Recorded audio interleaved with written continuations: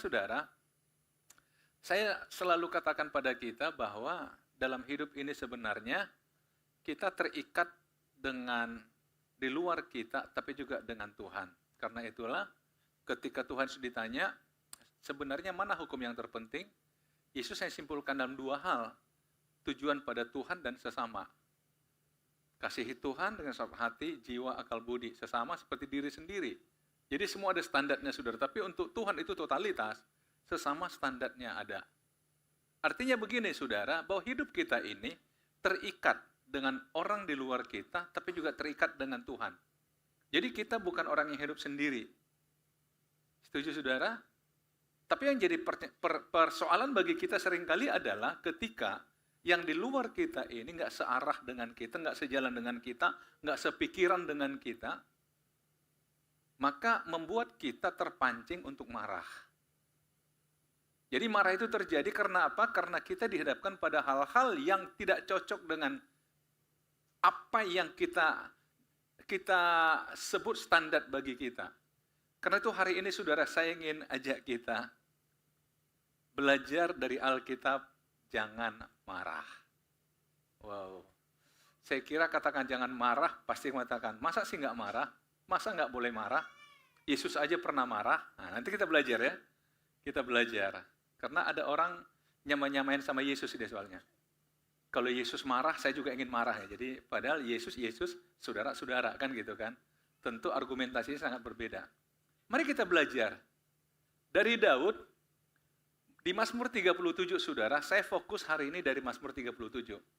Mengapa kita marah? Secara umum saudara, orang marah itu, Daud mengatakan begini, jangan marah karena orang yang berbuat jahat, jangan iri hati kepada orang yang berbuat curang. Padahal alasan kita marah karena orang berbuat jahat. Kita marah karena orang berbuat curang, betul nggak? Tapi Daud katakan jangan marah, nggak usah marah. Saudara, Daud ini punya pengalaman cukup kompleks. Dinamika hidupnya itu luar biasa, saudara. Kalaulah mau dikatakan mau marah, Daud itu harusnya sangat punya alasan untuk marah. Coba bayangin kurang baik apa Daud melayani Saul. Tapi Saul nggak suka sama dia, bahkan ingin bunuh dia. Kurang baik apa Daud sama anak-anaknya, tapi Absalom pengen bunuh dia. Tapi saudara, apakah Daud pernah marah sama mereka? Enggak. Walaupun ada kesempatan bagi dia membalas kepada Saul, tapi dia katakan dijauhkan daripadaku mengusik hambanya yang diurapinya. Itu prinsip bagi dia. Artinya apa? Dia merasa tidak punya kewenangan untuk marah. Bahkan kepada anaknya sendiri pun, yang membawa puluhan ribu orang menyerang dia.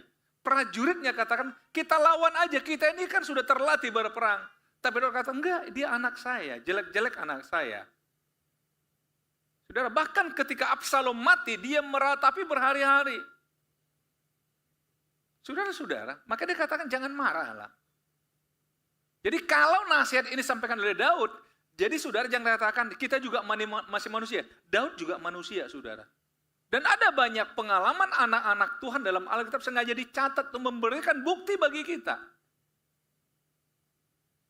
Sebagai contoh bagi kita, bahwa apa yang Tuhan katakan itu bisa dikerjakan, bisa dilakukan. Persoalannya adalah masalah kita mau atau tidak. Itu saja. Kemudian Daud juga mengatakan begini, jangan marah karena orang yang berhasil dalam hidupnya, karena orang yang melakukan tipu daya. Berhasil karena buat tipu daya. Dia berhasil. Sementara saudara, saya lurus-lurus tapi kok nggak kebagian. Dia tipu daya kok berhasil. Akhirnya marah. Marah. Dunia kita penuh dengan kemarahan ya. Marah. Tapi saudara, saya berpikir begini. Standar kita itu sempurna menurut kita. Di luar kita itu kalau nggak cocok dengan standar kita anggap salah. Jangan lupa orang lain juga merasa begitu. Jadi setiap orang tuh punya ukuran untuk dirinya sendiri. Punya ukuran yang disebut dengan kebenaran. Maka dikatakan kebenaran setiap pribadi itu sifatnya sangat subjektif. Tapi kalau melihat kebenaran objektif, kita nggak punya pilihan kecuali kembali kepada Tuhan dan firman Allah. Kemudian dikatakan lagi apa? Berhentilah marah dan tinggalkanlah panas hati itu. Jangan marah, itu hanya membawa kepada kejahatan. Jadi setidaknya saudara dalam Mazmur itu, saya coba ambil 3 ayat ini aja. Kalau saudara baca selengkapnya saya kira akan lebih paham. Dia katakan jangan marah, karena marah itu hanya membawa kepada kejahatan. Kesimpulan Daud simple, kalau kamu marah, kamu ikut berbuat jahat. Kalau menyikapi orang jahat, kamu ikut marah, berarti kamu ikut jahat. Atau sama jahatnya dengan orang yang kamu anggap jahat. Contoh paling simpel aja begini saudara, kita lihat dalam hidup sehari-hari. Orang ngomong kotor sama kita, kasar sama kita. Dan kita sahuti dengan kata-kata yang kotor dan kasar. Apa bedanya kita dengan dia? Betul saudara? Orang melakukan jahat pada kita, kita balas juga dengan jahat. Apa bedanya kita dengan kita? Kita dengan dia.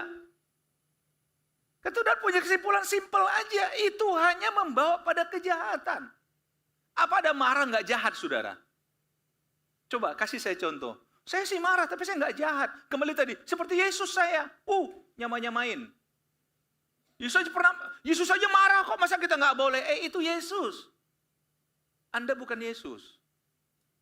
Yesus tentu punya alasan sangat untuk dia marah waktu itu. Nah saudara cukup nggak punya alasan untuk marah? Jangan marahnya dia, berarti alasannya dulu saudara. Membawa pada kejahatan. Hampir sama saudara. Kalau kita menyikapi yang jahat dengan yang jahat, apa bedanya kita dengan orang itu? Karena itulah saudara, walaupun kita anggap itu sebagai alasan untuk marah, tapi Daud katakan jangan marah. Jangan marah. Kita lihat sebaliknya sini saudara. Kok jadi macet ya? Oke. Mungkin ada masalah ini. Iya. Sebaliknya nih. Sebab mereka segera lisut seperti rumput dan layu seperti tumbuh-tumbuhan hijau. Jadi alasan untuk tidak boleh marah karena mereka akan lisut seperti rumput dan layu seperti tumbuhan hijau. Jadi saudara, mungkin ketika dia mencurangi saudara, berbuat pada saudara, kelihatannya hebat. Enggak. Ini Alkitab mengatakan, sebentar lagi dia lisut loh. Ini janji Tuhan. Orang yang meraih sesuatu dengan jahat, orang yang berbuat jahat pada orang benar, dia berhadapan dengan Tuhan. Makanya dikatakan Tuhan, sebab mereka segera lisut seperti rumput. Kembali tadi saudara, kita sesama dan Tuhan. Kita posisi di tengah nih. Katakanlah di luar kita, baik itu orang-orang mau peristiwa maupun situasi, nggak berpihak pada kita. Atau katakanlah jahat pada kita. Katakanlah curang pada kita. Bagaimana kita menyikapinya? Apakah harus kita yang berhadapan dengan situasi itu? Kalau kita melihat enggak, itu urusan Tuhan dengan dia. Yang penting jaga urusanmu dengan Tuhan. Jaga hubunganmu dengan Tuhan. Saya sih memahami simpel sekali ya. Mengapa Tuhan katakan, pembalasan itu hakku. Menghakimi itu hakku. Artinya apa? Karena Tuhan tahu kita itu enggak pintar menghakimi orang. Karena kita akan gunakan standar diri kita. Apakah standar diri kita ini benar? Kalau kita ingin membalas orang, kita nggak akan pintar membalas orang. Karena kita subjektif juga. Karena kita terlibat langsung. Betul nggak? Karena kita menjadi korban, kita mau balas. Sehingga Tuhan kata itu hakku. Artinya apa? Tuhan itu paling paham. Termasuk motif orang berbuat jahat. Tuhan katakan, dia segera kembali saudara. Jadi yang Tuhan mau begini. Hubungan kita dengan orang lain, berbuat jahat silahkan. Tapi Tuhan ada untuk dia. Dan Tuhan ada untuk kita. Jangan sampai karena kita mengambil alih fungsi Tuhan, berhadapan dengan orang lain, akhirnya Tuhan berurusan dengan kita. Dalam arti apa? Kesalahan orang ini jadi akhirnya, tadinya dia bermasalah dengan Tuhan, tapi karena kita ambil alih fungsinya Tuhan, maka Tuhan bermasalah dengan kita. Itu yang dikatakan tadi, karena marah itu membuat kejahatan. Sehingga paling tidak, saudara, untuk menenangkan hati dan pikiran kita, Tuhan katakan apa? Mereka segera lisut seperti rumput dan layu seperti tumbuh-tumbuhan hijau. Sebab orang-orang berbuat jahat akan dilenyapkan, tapi orang-orang menanti-nantikan Tuhan akan mewarisi negeri. Jadi kembali saudara lihat sini, dia, kita. Ngapain kita masuk ke wilayahnya dia? Kalaupun dia masuk wilayah kita, silahkan. Mewarisi negeri. Kemudian saudara lihat, karena sedikit waktu lagi maka lenyaplah orang fasik. Jika engkau memperhatikan tempatnya, maka ia sudah tidak ada lagi. Artinya apa? Satu ketika, mereka hanya tinggal cerita. Hanya tinggal sejarah. Tapi lihat bagaimana sikap Tuhan terhadap orang benar. Orang benar yang dimaksud di sini orang yang tidak mengambil alih fungsi Tuhan. Orang yang tidak terpengaruh dengan kondisi di luar dia. Tapi dia tetap menjaga dirinya. Nah, lihat. Nasihat Tuhan akhirnya, percayalah kepada Tuhan dan lakukanlah yang baik, diamlah di negeri dan berlakulah setia. Tugas saudara adalah lakukan yang baik, tetaplah diam, berlakulah setia. Nah coba lihat. Pada konteksnya Mazmur 37 ini orang-orang jahat. Orang melakukan yang jahat. Orang berlaku curang. Tapi Tuhan katakan apa? Percaya sajalah kepada Tuhan. Tugas saudara lakukan yang baik, diam di negeri, berlaku setia. Wow, nggak enak dong. Gimana saudara? Emosi nih, emosi. Tapi sekali lagi saudara, kalau saudara marah, saudara juga lakukan yang jahat. Ingat tadi? Nggak enak ya? Padahal marah itu enak ya? Saya nggak tahu. Kalau saudara katakan marah itu enak, puas. Saya kira nggak juga sih, marah itu capek loh. Gimana saudara? Mana pernah orang habis marah makannya langsung banyak gitu ya? Orang marah itu kan tambah tersiksa hidupnya. Jadi nasihat-nasihat sederhana saudara tentang hidup. Karena itu saudara hati-hati. Manusia itu punya ego saudara. Ego ini kalau diikutin itu jadi liar saudara. Jadi liar. Tapi sekali lagi saudara, berbuatlah yang baik. Nah kemudian serahkanlah hidupmu kepada Tuhan dan percayalah kepadanya dan ia akan bertindak. Artinya apa? Ketika engkau dicurangi, satu contoh saudara gini. Yesus pernah berkata begini, kalau ada orang menginginkan bajumu, beri juga jubahmu. Ini kan gak enak. Loh, ini kan punya saya. Iya, jelas dikatakan mengingini bajumu berarti punya saudara. Tapi berikan juga jubah. Karena apa? Namanya dia ingin, dia punya plan A, plan B, plan C, plan D, dan seterusnya. Yang penting harus dapat. Daripada kita diganggu terus, itu maksud Tuhan. Ya kasih aja. Gimana? Iya kan, tapi. Nah, saudara persoalan kita adalah pakai tapi terus. Dalam bahasa Indonesia kalau pakai tapi kan itu sama dengan menentang yang pertama. Tapi, ya udahlah. Nggak usah pakai tapi, saudara. Kalau orang memang maunya begitu, ingat khotbah yang lalu, kadang-kadang kita harus rela rugi. Kesannya rugi. Tapi lihat saudara, lihat yang tadi itu Tuhan itu yang menjadi bagian kita, kembali ke yang tadi, lihat ya saudara, ya saya kembali pada yang tadi, mewarisi negeri. Kalau kata warisan saudara, dalam Mazmur juga dikatakan begini, Tuhan sudah menentukan warisan, ya ditentukan bagi kita. Jadi kalaupun akhirnya ada orang coba ambil, ya udah kasih, tapi milik kita tetap milik kita saudara. Percayalah. Kalau saudara mesti percaya Tuhan ya. Percayalah saudara. Coba, ayo. Nah, kemudian saudara yang ketiga, saya ambil juga di sini, berdiam dirilah di hadapan Tuhan dan nantikanlah dia. Ya, semakin jelas ya. Dan yang terakhir lihat, jauhkanlah yang jahat dan lakukanlah yang baik, maka engkau akan tetap tinggal untuk selama-lamanya. Tadi katakan marah itu bawa kepada kejahatan, makanya jauhkan kejahatan. Berarti jangan marah.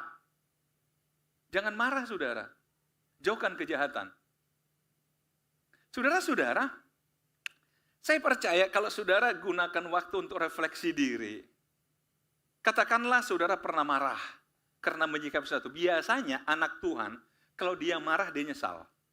Kenapa tadi saya? Karena orang marah biasanya paling tidak narasi dia, kata-kata dia, diksi yang digunakan itu pasti diksi yang tidak terkendali lagi. Betul nggak? Kok tadi saya ngomong gitu ya? Nah coba lah lihat. Akhirnya kita menyesali. Kita mau tarik nggak bisa. Omongan tuh nggak bisa ditarik, saudara. Di memori orang nggak bisa dihapus. Beda kalau saudara ngetik di komputer, saudara, bisa di-delete. Pikiran orang nggak bisa di-delete, saudara. Dia akan terngiang-ngiang terus, saudara. Saya nggak menduga dia ngomong gitu sama saya. Nah, coba mau bilang apa kita? Karena coba. Karena itu, saudara, lebih baik menahan diri untuk marah. Berdiam diri. Memang nggak gampang. Untuk berdiam diri itu nggak gampang. Tapi Tuhan ingin kita berdiam diri. Semua kita barangkali punya alasan untuk marah. Tapi coba belajar kembali. Tetaplah diam. Tetaplah tinggal. Serahkanlah pada Tuhan. Percayalah kepada Tuhan. Percayalah kepada Tuhan. Saudara, saya mau cerita satu hal ya. Saya juga pernah marahan lah sama istri saya. 15 tahun yang lalu, barangkali cukup lama. Waktu itu kami ada satu ini kami nggak sepaham lah. Akhirnya kami seperti udahlah gitu, marahan gitu. Tapi saudara, hari kedua saya tuh sedih sekali rasanya. Dalam kondisi marah begitu, saya pergi ke satu toko di Medan. Tiba-tiba saya pengen beli tas untuk istri saya. Dan di toko tas saya ketemu dengan seorang teman, dia dengan istrinya. Dia tanya, "Pak, ngapain, Pak?" "Lagi cari tas," saya bilang. "Iya, buat ibu ya?" "Iya."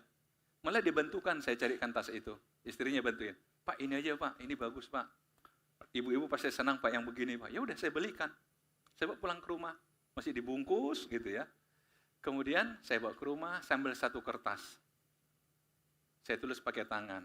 "Mom, you know that I love you so much." Saya taruh kertas itu di atasnya, saya letakkan di atas tempat tidur. Terus kemudian dia ambil tas itu, dia baca. Dia peluk saya, selesai. Jadi saya baru paham, marah itu mahal harganya.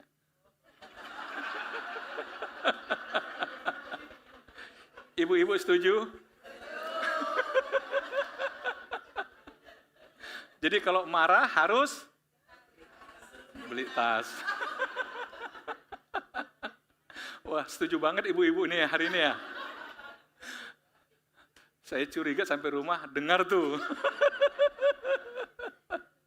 Gimana bapak-bapak, berat? Makanya jangan marah ya, sama ibu ya. Oke. Tapi saudara, itu pengalaman saya. Enggak, karena akhirnya ternyata marah itu kita sedih kok. Sedih, kok saya jadi marahan sama istri saya ya gitu. Jadi saya pikir, aduh, saya mau berdamai deh, caranya gimana? Masa berdamai cuma omongan? Kan harus dengan perbuatan. Setuju? Makanya, kalau pernah marah itu harus minta maaf dengan perbuatan. Akhirnya saudara, mari kita bisa sama-sama baca ayat ini. Kita baca sama-sama ayat ini, saudara. Enggak, kita harus pegang ayat ini, saudara. Jadi enggak usah takut lah orang mau buat apa sih. Orang bisa buat apa sih sama kita? Masa Tuhan enggak bela kita? Masa Tuhan enggak jaga kita? Kenapa? Sama-sama baca. Ayo, 1, 2, 3. Tuhan menetapkan langkah-langkah orang yang hidupnya berkenan kepadanya. Apabila ia jatuh, tidaklah sampai tergeletak sebab Tuhan menopang tangannya. Orang barangkali berjuang buat saudara jatuh. Tapi ada tangan Tuhan yang menopang saudara. Saudara nggak akan tergeletak. Mungkin orang berbuat jahat pada tujuannya untuk apa? Membuat saudara hancur. Tapi kita kan punya Tuhan yang tidak akan biarkan saudara dihancurkan siapapun. Karena itu saudara, terlalu sepele masalah itu bagi Tuhan. Kenapa kita harus campuri? Itu urusan Tuhan. Nggak usah bantu Tuhan, saudara. Nggak perlu kita bantu Tuhan. Tuhan yang paling paham bagaimana menyelesaikan orang-orang yang menyakiti saudara. Orang-orang yang berbuat salah pada saudara. Orang-orang berbuat curang dalam hidupnya. Itu urusan Tuhan, bukan urusan kita. Urusan kita adalah tetap lakukan yang baik. Tetap diam, tetap berbuat yang baik. Karena apa? Karena Tuhan berurusan dengan dia. Kalaupun orang coba buat kita jatuh, tapi kita tidaklah sampai tergeletak. Sebab apa? Tuhan menopang tangan kita. Tuhan memegang tangan kita. Tuhan menuntun kita. Biarlah hari demi hari kita semakin memahami pikiran Tuhan bagi kita. Amin, saudara. Amin. Tuhan Yesus memberkati kita.